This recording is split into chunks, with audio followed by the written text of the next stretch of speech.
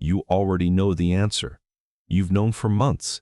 The question was never whether to leave. It was why you haven't.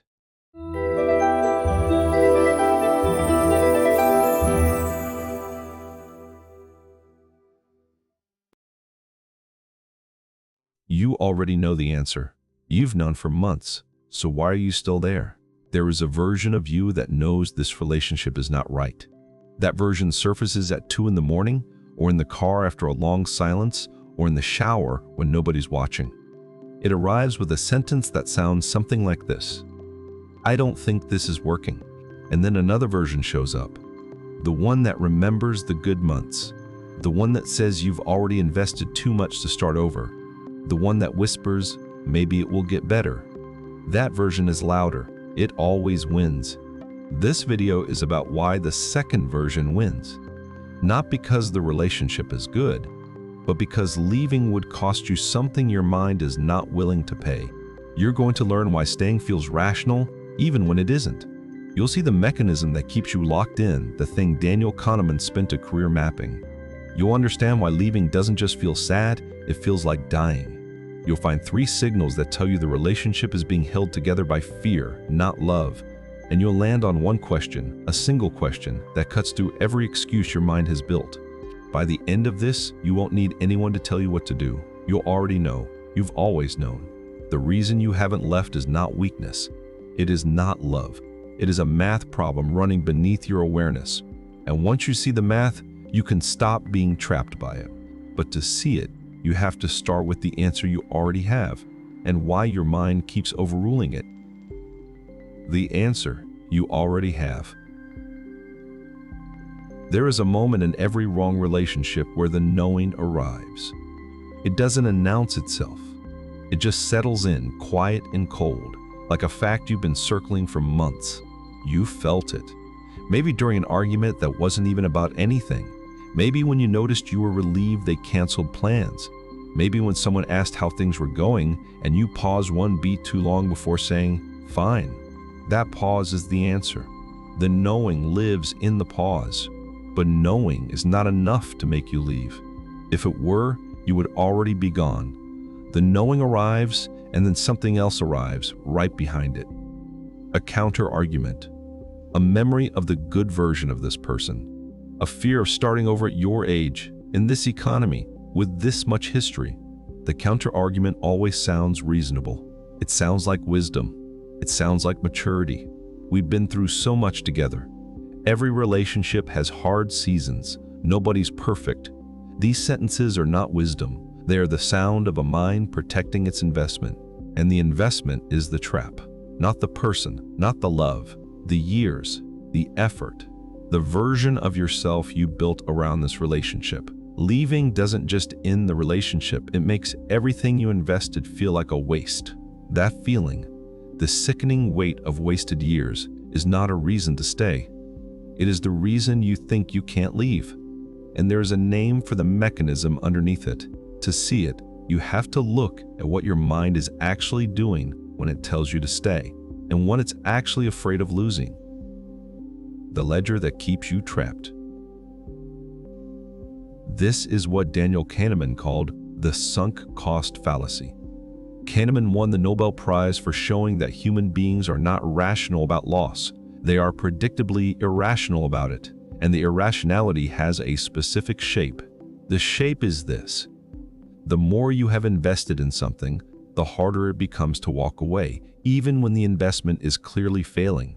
Not because the future looks promising, because abandoning the investment means admitting the past was a loss. Your mind keeps a ledger.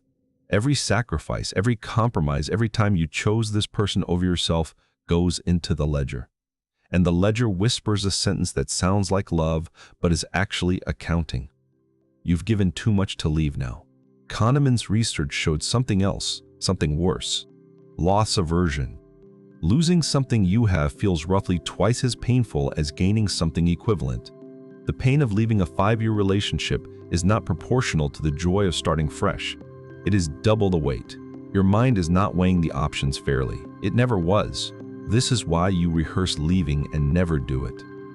The rehearsal reaches the moment of loss and your mind flinches. Every time. The flinch is not weakness. It is Kahneman's math doing exactly what it was designed to do, which is to keep you holding what you already have, regardless of whether it's good for you. There is a second layer, trauma bonding. In relationships where the pain is intermittent, where bad weeks are followed by good ones, the nervous system learns to associate relief with love. The moment the tension breaks and they're kind again, your body floods with something that feels identical to connection. It is not connection, it is the absence of pain, and your body has learned to call that love. So the ledger keeps you counting. The loss aversion keeps you flinching, and the bonding keeps you confusing relief for love. 3 systems, none of them rational, all of them running beneath your awareness. But there is a reason this particular trap feels like more than math. There is a reason leaving doesn't just feel costly, it feels like you would stop existing. Why leaving feels like dying. Leaving does not just end the relationship. It ends the version of you that was built around it. And that is the part nobody warned you about. You have spent years constructing a self inside this relationship. The one who compromises, the one who stays calm, the one who makes it work. That self has a voice, a posture, a set of habits. That self is who you recognize in the mirror. To leave is to lose that self, not just the other person, you, the you that you became in order to stay, and the mind reads that loss as annihilation. This is why you keep going back, not because the relationship is good, because outside of it, you don't know who you are yet. The unknown self is more frightening than the known pain. Erich Fromm wrote about this decades ago. He called it the fear of freedom. Freedom is not the absence of chains.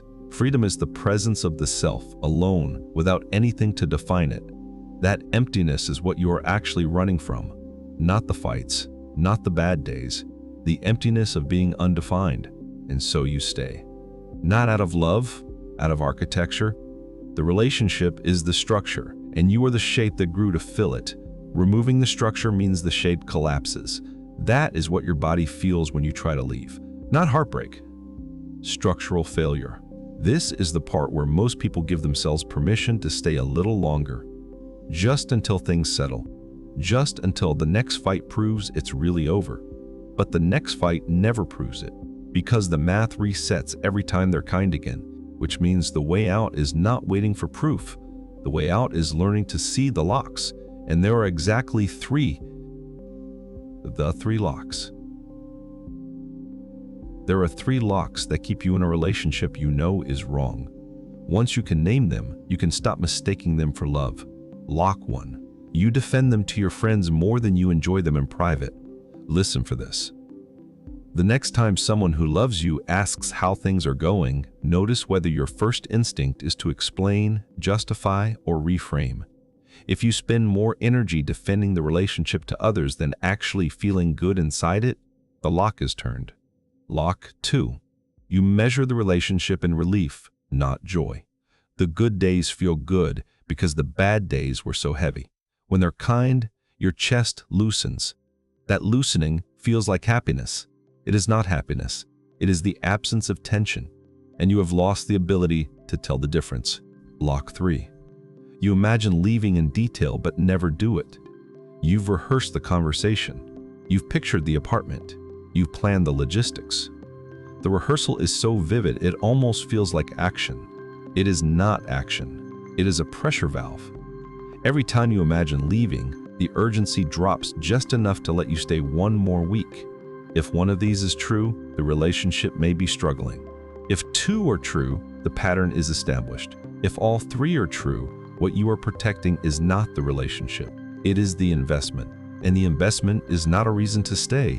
It is the sunk cost doing what sunk costs do, which is to make the losing bet feel like the only rational choice. So the question now is not whether to leave. You already know the answer to that. The question is how to ask the one thing that cuts through every lock at once. The one question that unlocks the door.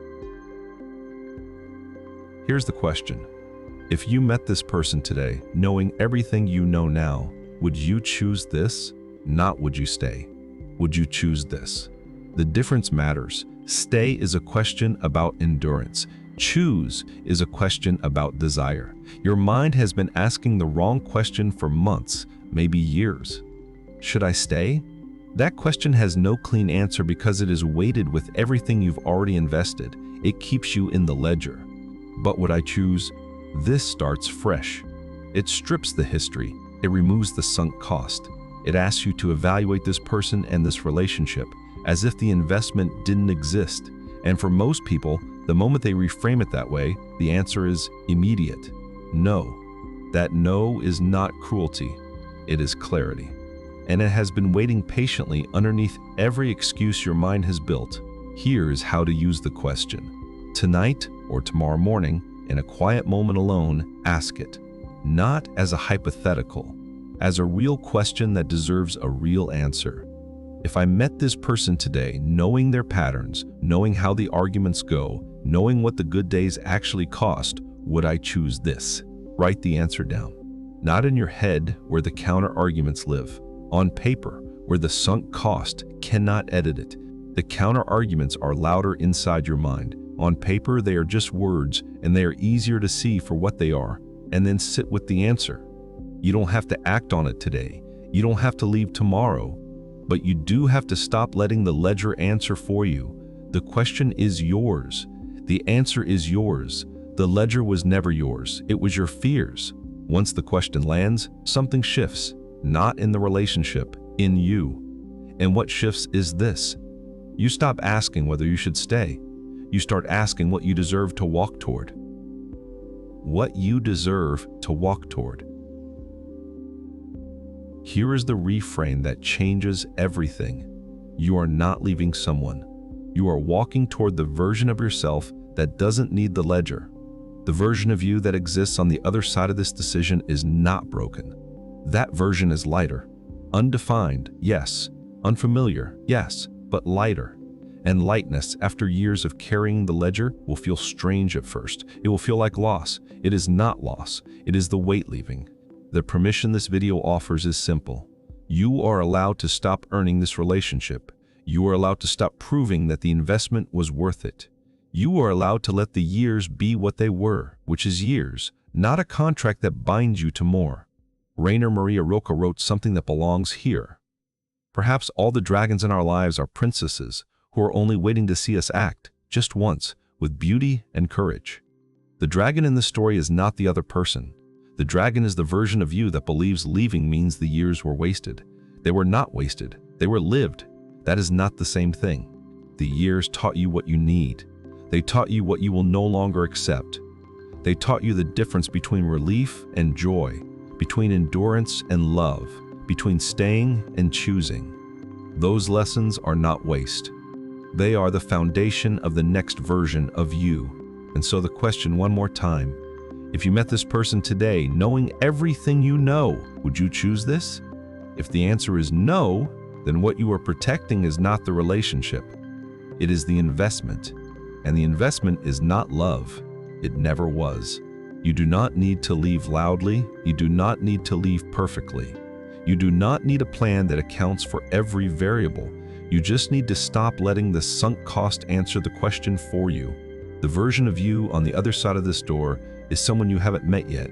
That is not a reason to be afraid. That is a reason to be curious. Stop asking, should I stay?